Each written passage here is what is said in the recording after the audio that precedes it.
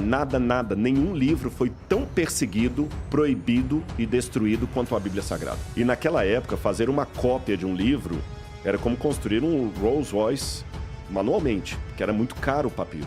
Mas apesar de ser um professor renomado de Sorbonne, André Lemaire caiu em desgraça, foi cancelado na época, porque afirmar que Davi existiu era algo tão insano como afirmar que a Terra é plana. Existe prova de a existência de todos os apóstolos? Aí ele pegou e escreveu: o único homem que a gente deveria valorizar seria Pitágoras. O mundo deveria reverenciar Pitágoras e não Jesus, porque Jesus é um mito. Pitágoras deixou um legado. Pelo contrário, quanto maior o número de cópias, é o inverso. Quanto maior o número de cópias, maior é a chance de eu saber como era o original.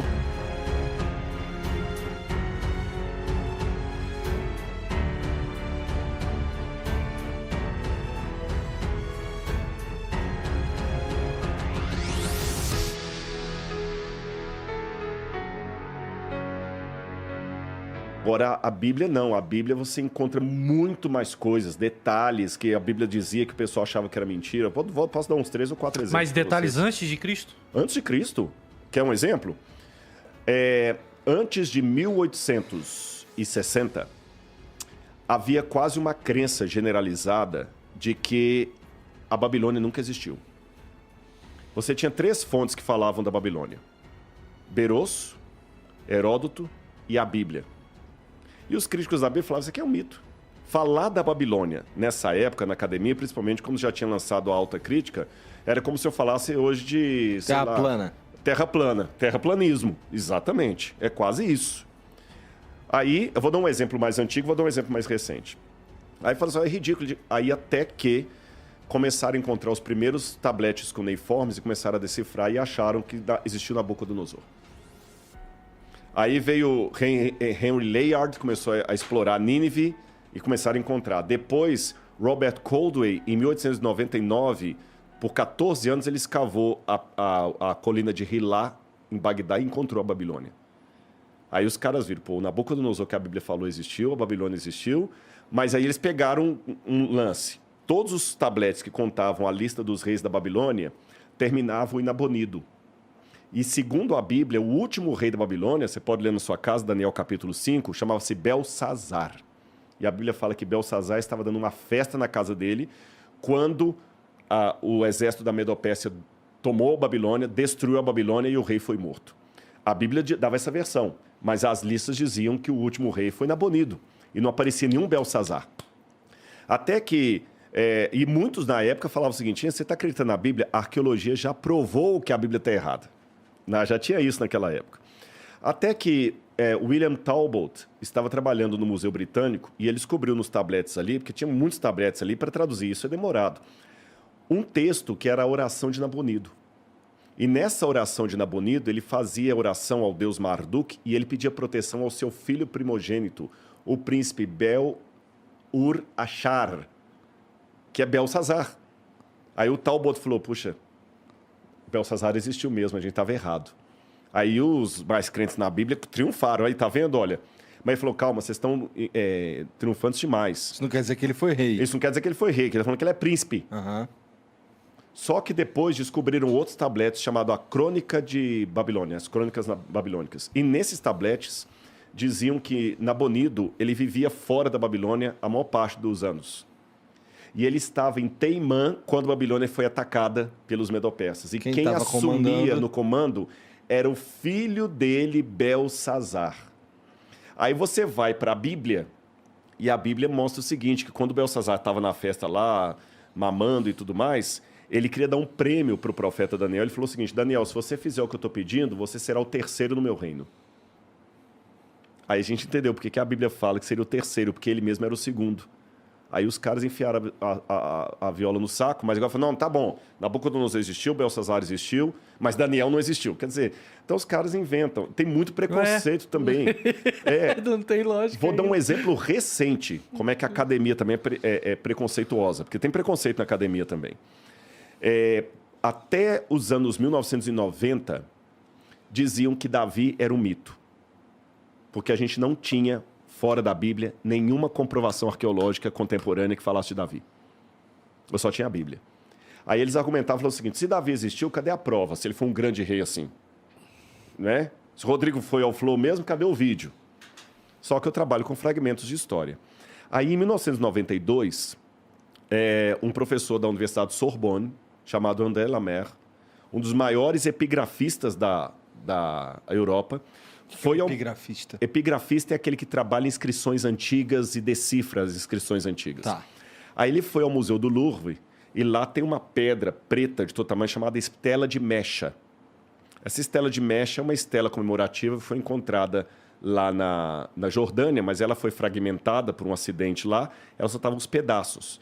E num pedaço que estava bem difícil de ler, André Lemaire diz que encontrou a expressão Beit David, que significa casa de Davi.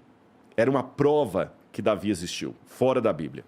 Mas apesar de ser um professor renomado de Sorbonne, André Lemaire caiu em desgraça, foi cancelado na época, porque afirmar que Davi existiu era algo tão insano como afirmar que a Terra é plana. Os caras, mas ridicularizaram ele. Ele quase perdeu a cátedra. O cara foi o fiasco dele.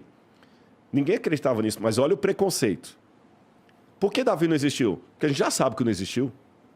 Aí passou. Só que um ano depois, em Tel Dan, no norte de Israel, o professor Avram Viran estava liderando uma equipe. E uma das alunas ali encontrou numa parede uma pedra com inscrições. Eles tiraram a pedra e verificaram que estava escrito em aramaico Beit David. A mesma expressão.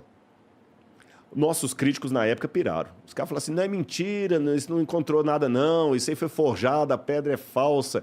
Chegaram a suspeitar que o professor Avram Viran tinha colocado a pedra ali no meio. Assim como tem o crente e o crédulo, tem, o descrente e aquele que quer, o rebelde sem causa. Ele quer duvidar porque ele quer duvidar. Não, é mentira da Bíblia, porque já sabe que Davi não existiu. Aí você pegava o pessoal da escola de Copenhagen, como William Davis e vários outros aí, que é tudo boca, cara com PhD, mas totalmente céticos da Bíblia, duvidavam. Aí, quando provaram que a estela era verdadeira e que a inscrição era verdadeira, falaram, não, mas ali está escrito errado, não é Beit David, é Beit Dod. Não existe nenhum lugar chamado Beit Dod. Os caras fizeram de tudo. Aí, depois que confirmaram que realmente era Beit David, eles falaram, tá bom, ponto para vocês, Davi existiu. Mas ele não foi o rei que a Bíblia falou, ele era apenas um bandoleiro.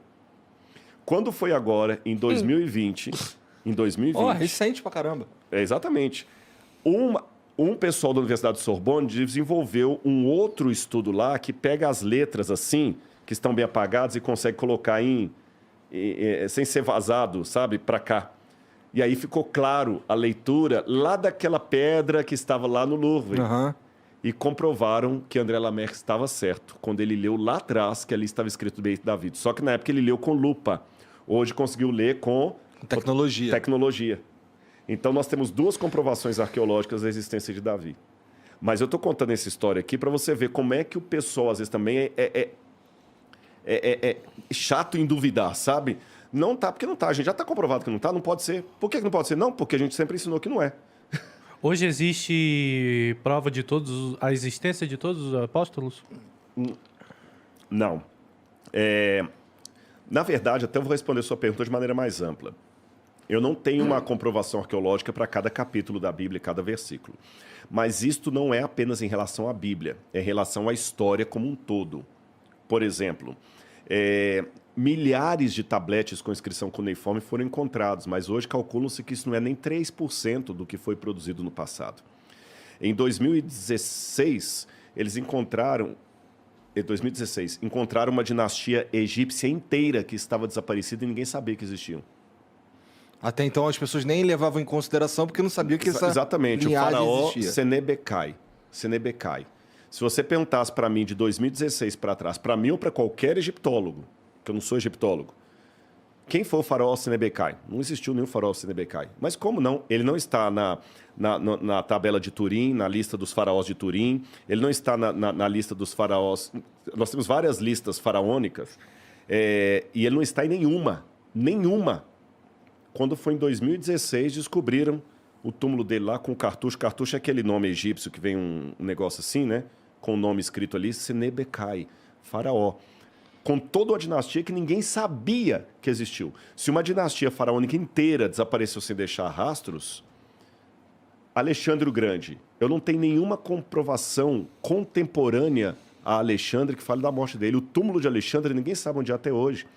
Ele foi na Índia e nós não temos nenhuma comprovação disso. A biografia mais antiga de Alexandre, se eu não me engano, é a Vida Paralelas de Plutarco, data de 300 anos depois da morte de Alexandre, e eu não vejo ninguém colocando em dúvida a existência de Alexandre.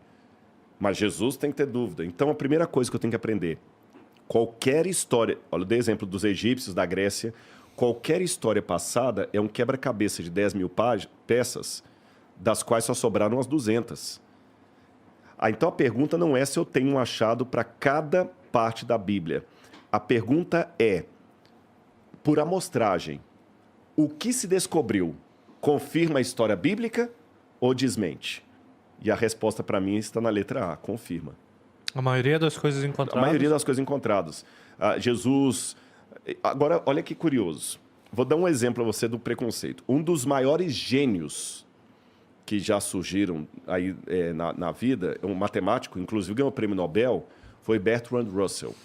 Bertrand Russell, o cara era fenomenal. Porque eu também, assim, eu não ridicularizo o cara só porque ele está noutra plataforma. Eu discordo do Nietzsche, mas o Nietzsche era um gênio. Eu discordo de Bertrand Russell, eu discordo do Freud, mas o Freud, quando ele falou do inconsciente ali, ele deu um... E eu sei separar as coisas, sabe? Eu sei separar. Se aqui tivesse uma coxinha de carne de porco, eu não ia comer, mas eu não vou agora demonizar a sua coxinha. Eu tiro aquela e como essa aqui, beleza? Então, o Bertrand Russell, para matemática, ele realmente fez um... Mas ele era ateu. E ele escreveu um livro, Why I'm Not a Christian, porque eu não sou um cristão. E ele dizia, mas ele era ferino contra a fé, contra a religião e com argumentos, porque o cara era... Pô. Aí ele pegou e escreveu, o único homem que a gente deveria valorizar seria Pitágoras. O mundo deveria reverenciar Pitágoras e não Jesus. Porque Jesus é um mito. Pitágoras deixou um legado.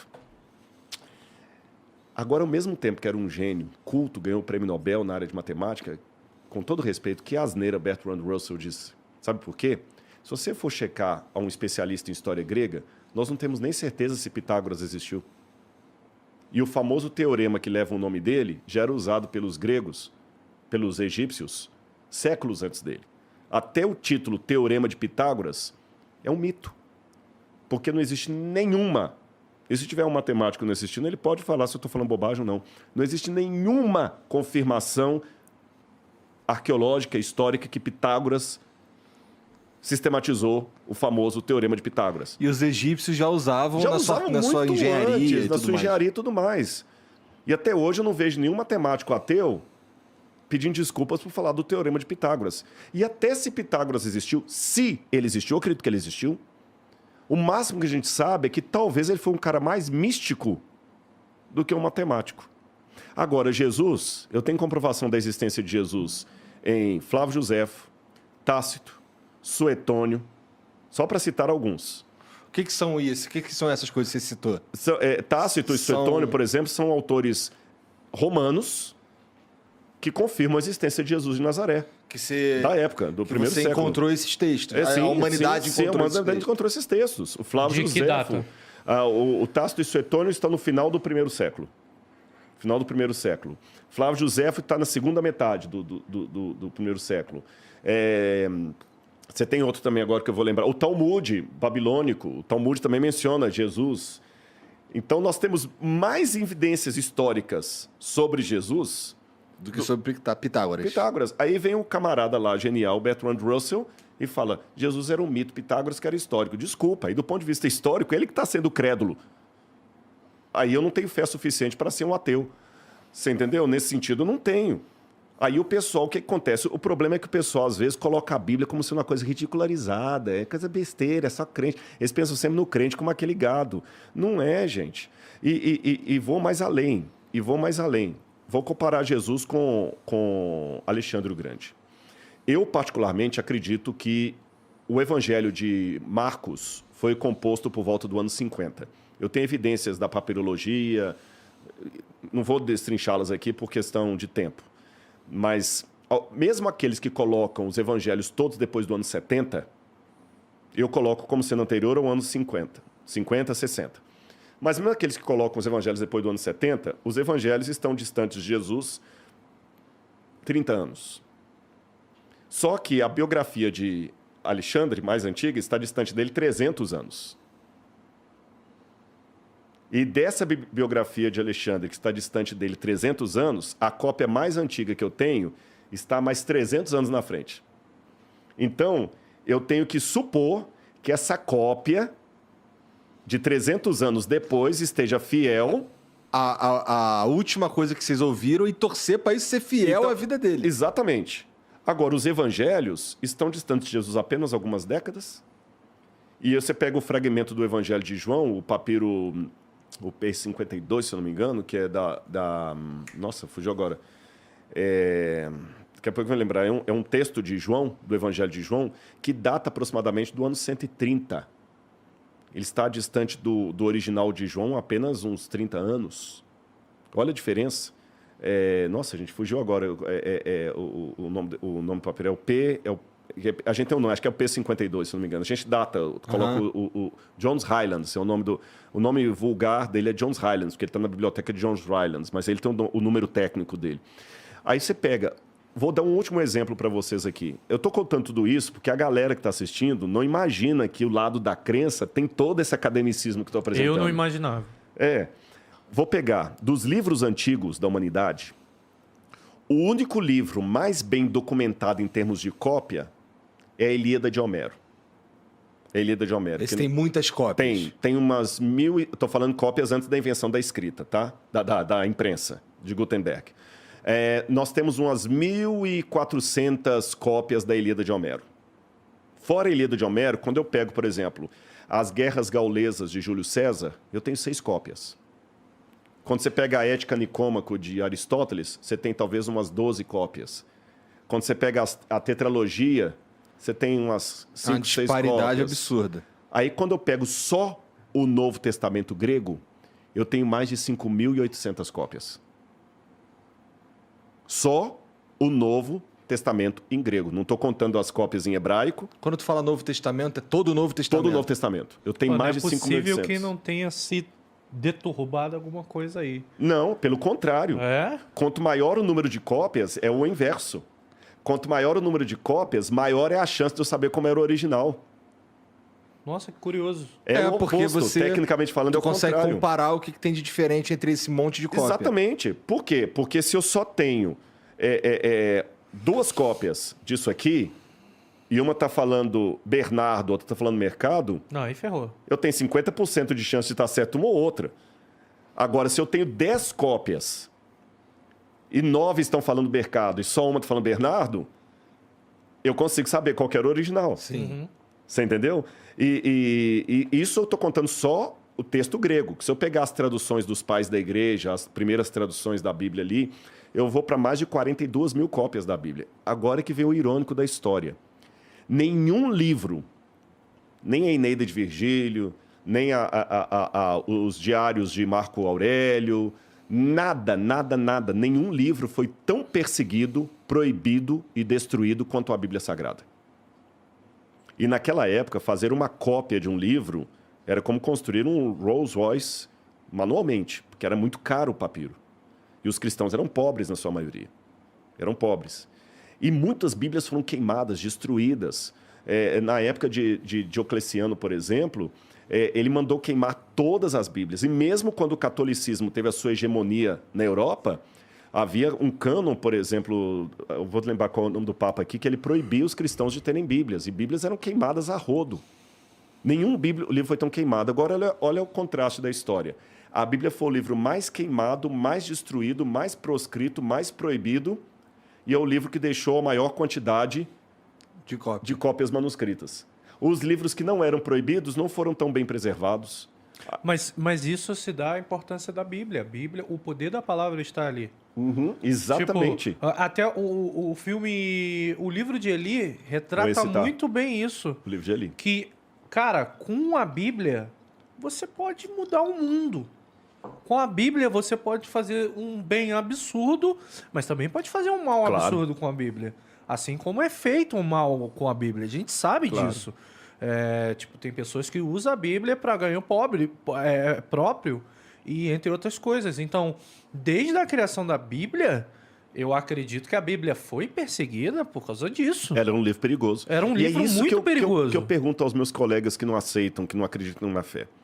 Se a Bíblia é um livro tão ridículo como muitos colocam, e tem pontos complicados na Bíblia, vocês sabem que tem. Por que ela foi tão ameaçadora? Cara, você chegar e falar que a Bíblia não é um livro ridículo, você não sabe o que é a Bíblia, você não leu. Eu não tô dizendo que li a Bíblia, eu li passagens da Bíblia. Li contos, vamos dizer assim. Alguns livros. E, cara, dá pra... Se você tem um mínimo de interpretação ali, você vai sentir que é um livro que toca.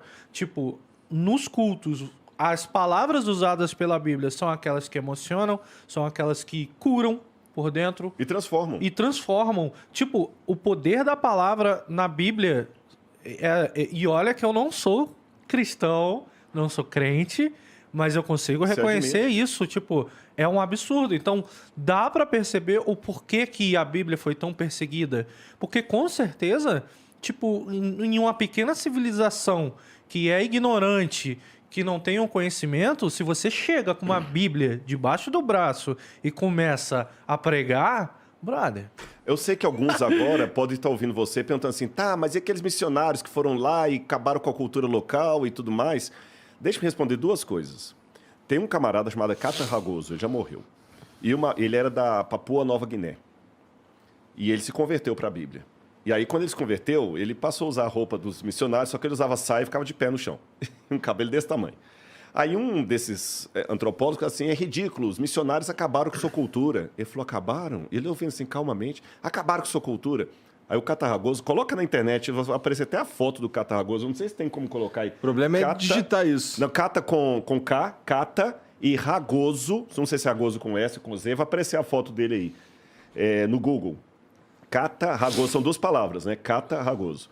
Aí ele pegou e falou com o antropólogo... Esse aqui, ó, tá ali na frente ali com... Tem várias fotos dele. Ali na primeira, ali, ele tá com materiais da tribo dele aqui na mão, lá. Aqui, olha aqui, ó. Ele mais jovem. A foto do meio aqui, ó lá. Essa aí. Essa é legal porque mostra ele lá de pé no chão e sai. Ele se tornou um pastor adventista, inclusive. Olha como é que ele pregava. Com a saia e tudo, mantendo os instrumentos ainda. Ele era filho, inclusive, do chefe da tribo lá. E aí o cara ridicularizando, esses missionários que acabam com a cultura, ele falou assim, olha, que bom que eles acabaram com a cultura, senão eu estaria comendo você agora e encolhendo a sua cabeça. Porque a tribo dele era daqueles encolhedores de cabeça, você está entendendo? Então é um negócio ridículo, eu tenho que respeitar o índio que está lá matando criança, não, porque a cultura do índio... A gente tem que respeitar o índio, né? Ele está pegando a criança, se nascem gêmeos, ele mata um, você não pode intervir. É isso que eu não entendo. Nós temos todo um território nacional. Eu sei que muitos antropólogos vão me odiar, porque eu estou falando, estão achando que eu sou pré-moderno. Que seja, mas para mim é ridículo. Porque aqui, se eu mato uma criança, eu vou preso. Mas o índio pode matar uma criança, porque a cultura dele a gente não pode intervir. Pô, caramba, não é por aí, não. Eu respeito as diferenças, mas tem coisas que eu posso questionar. O evangelho mudou. Agora é simples. Pega o livro de Richard Dawkins, Deus um Delírio, e joga na penitenciária. Quantos presos vão deixar a criminalidade porque leram Richard Dawkins, Deus um Delírio? Agora, na outra penitenciária, joga a Bíblia. Você vai ter uma igreja funcionando lá dentro e com muito cara que você vai poder chamar aqui, pode deixar qualquer objeto que não rouba mais nada. O cara que antes era um traficante, um ladrão, um líder de gangue. A Bíblia, é o que você falou, a Bíblia tem um poder de transformar. Uma vez que eu falei isso, um ateu falou, mas o livro de Richard Dawkins não foi escrito com esse objetivo. Eu falei, então com que objetivo ele foi escrito? Se não é para transformar vidas. A Bíblia tem algo, e um erro que muita gente pensa, é que fala assim, a Bíblia é um instrumento de opressão, de domínio, de manipulação. Hoje pode ser. Se você aplicar para hoje, século 20 e 21, eu admito, sem medo de ser feliz, que muita gente usa a Bíblia como instrumento de doutrinação, de manipulação das massas. Mas isso é século 20 e 21. Do século 19 para trás, não existia isso. Ah, mas na Idade Média muita gente matou em nome de Deus, em nome da Bíblia. Não, foi o contrário. As pessoas praticaram a barbárie que praticaram na Idade Média porque a Bíblia era proibida. A igreja não deixava as pessoas lerem a Bíblia. Ela era proibida. A Bíblia ficava trancada dentro dos monastérios. O pessoal só ouvia o que os padres mandavam. Quando alguns homens começaram a ter contato com a Bíblia e ler, sabe o que eles criaram? A ciência moderna. Galileu Galilei, Copérnico, Da Vinci. Então por que essa história? Tem algum... Olha só que louco, né?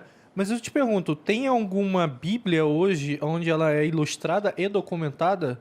Por exemplo, você é um estudante onde procura realmente, nas suas expedições, provas para aquilo que existiu, correto? Existe hoje, assim... A Bíblia com provas? Tipo... Tem. É um livro que eu gostaria muito de conhecer, porque, tipo, vai que numa passagem da Bíblia, tipo, tem um documento arqueólogo que prova que aquilo aconteceu, ou que prova que a Babilônia existiu. Sim, eu tô tentando jogar isso para as pessoas. Eu tô até produzindo uma Bíblia anotada para uma editora, mas vai demorar uns anos para sair. Não, vai sair um negócio desse tamanho. Vai. E tem algumas condicionárias e tudo mais. Mas eu vou até fazer uma coisa. Eu vou dar de presente para vocês aqui e para a galera aqui. Eu vou dar um link do meu curso para vocês de presente. Boa. Você pode assistir lá. É uma vez por semana, tem aula lá. É uma plataforma, você vê quantas você quiser. Eu vou dar de presente. É o meu presente pelo prazer que vocês estão me dando de voltar aqui e falar das coisas que eu creio. Obrigado, cara. É o mínimo que eu posso fazer. Então, para a galera aqui, eu vou deixar de presente o meu curso para vocês. Depois, só ver com a Laura ali, que ela que entende como é que passa o site. Vocês notaram aqui? Eu gosto de presente. Olha lá. Ela já tá para lá de Bagdá, 2 coqueiros, viu? Bom, tem mensagem aí, né, Lucas? Deixa eu pegar aqui, vou ler umas mensagens pra gente. Nossa, já são... Nem viu o tempo Meia-noite, passando. quase, Passa cara. rápido aqui. Eu tenho uma crítica hoje, a segunda vez que eu vou falar isso pra ele. Pô, essa mesa é muito grande, brother. A outra era menor, a impressão A minha. outra era mais menor. aconchegante. Mas sabe qual que é a pira? Porque eu quero pegar aquela coxinha ali e não consigo. Toma, cara. É que a TV é muito grande e aí precisa compor. Quer coxinha doce? Não, vou agradecer. Eu vou ao banheiro, que doce. agora Fica à tudo vontade, que entra fica à tem que vontade. sair. Vai falando aí do Jeff Coxinhas, ó. Tá. Não, o Jeff Coxinha eu já falei demais já. Ah, mas você tem que vender. Você não quer vender mais, então? Não, mas sabe qual é o meu problema? O grande, por exemplo, o Flow. Flow é marketing nacional. Eu tô vendendo ali na Zona Sul de São Paulo. Você Não, tá- mas Eu só consigo atender ali. A gente vai pôr engenheiro com ele, esse negócio vai bombar. Eu vou terminar o meu museu lá e você vai... Deus te ouça.